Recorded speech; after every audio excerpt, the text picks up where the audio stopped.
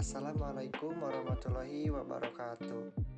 Sebelumnya, perkenalkan, nama saya Ditya Hidayat, mahasiswa praktisi Politeknik Bisnis Digital Bandung dari Prodi Akuntansi. Dalam video kali ini, saya di sini akan menjelaskan cara menghitung NPV atau Net Present Value menggunakan Microsoft Excel. Sebelumnya, pengertian dari NPV atau Net Present Value yaitu merupakan suatu penilaian investasi dengan mempertimbangkan nilai waktu uang. Maksudnya adalah nilai uang saat ini tidak akan sama dengan nilai uang di masa yang akan datang. Sebagai contoh, misalkan saat ini kita mempunyai uang senilai 2 juta dan uang 2 juta ini kita belikan ke sebuah sepasang sepatu. Maka 2 atau 5 tahun yang akan datang, kita tidak akan bisa membeli sepatu yang sama dengan harga 2 juta. Nah, seperti itulah contoh dari perhitungan nilai waktu uang. Nah, sebelumnya di sini saya sudah mempersiapkan sebuah tabel dan saya di sini juga sudah mengisi tabel ini. Jadi ada 2 cara untuk menghitung net present value di sini.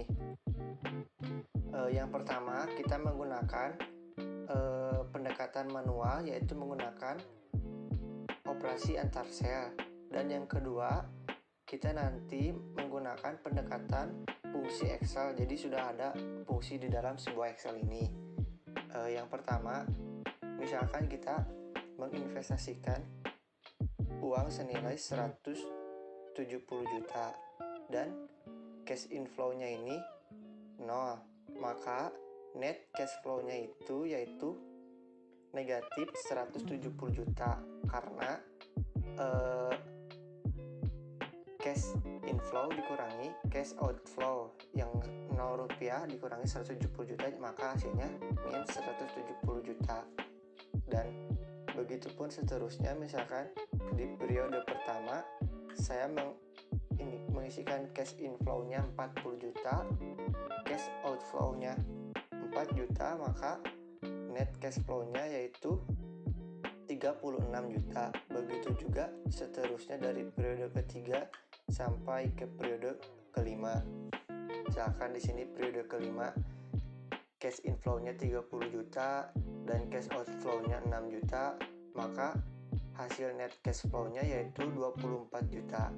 Dan untuk mengetahui nilai dari periode pertama hingga periode kelima, kita tinggal menggunakan rumus sama dengan sum. Kita drag and roll dari periode pertama sampai periode kelima, maka hasilnya 180 juta.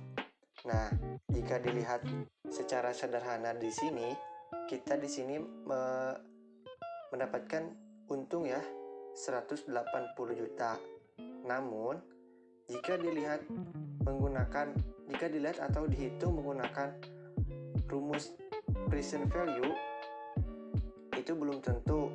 Maka kita harus menghitung menggunakan rumus present value. Faktor present value ini rumusnya sudah ada, yaitu PV sama dengan 1 per dalam kurung 1 ditambah I pangkat N. I di sini merupakan tingkat bunga yaitu 10% dan N di sini merupakan sebuah periode. Misalkan kita mencari periode pertama, maka N-nya kita ganti dengan 1. Jika kita mencari periode kedua, maka N-nya kita ganti 2. Begitu juga seterusnya. Nah, rumusnya seperti ini. Sama dengan 1 per kurung buka 1 ditambah klik sel C6 di sini. Nah, sel C6 di sini kita harus kunci atau absolutkan dengan cara klik F4 sekali. Kenapa kita kunci? Tujuannya agar nanti ketika kita drag and roll ke bawah, maka tidak akan berubah-ubah. Contohnya seperti ini. Nah, hasilnya pada periode pertama 36 juta di sini,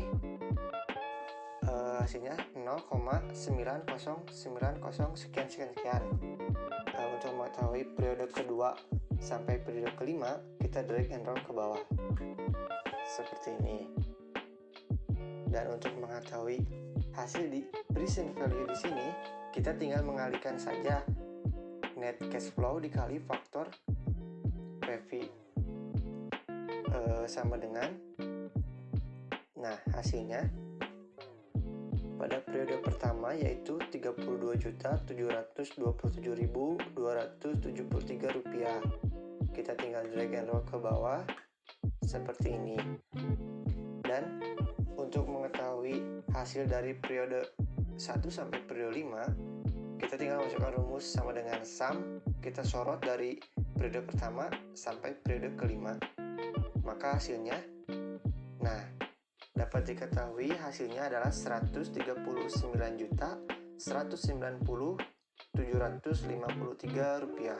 Dan jika menggunakan fungsi Excel, kita tinggal masukkan rumusnya, yaitu sama dengan NPV kurung buka. Di sini ada rate di sini kita sorot tingkat bunganya yaitu 10% atau bisa 6. Kemudian koma. Nah, ada value 1, value 2, value 3. Kita sorot dari net cash flow periode pertama sampai ke net cash flow periode kelima. Kemudian kurung tutup, maka enter.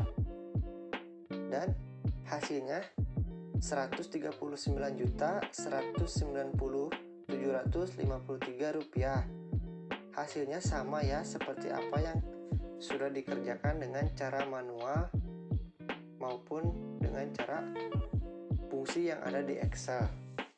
Nah, kemudian di sini cara pengambilan keputusan.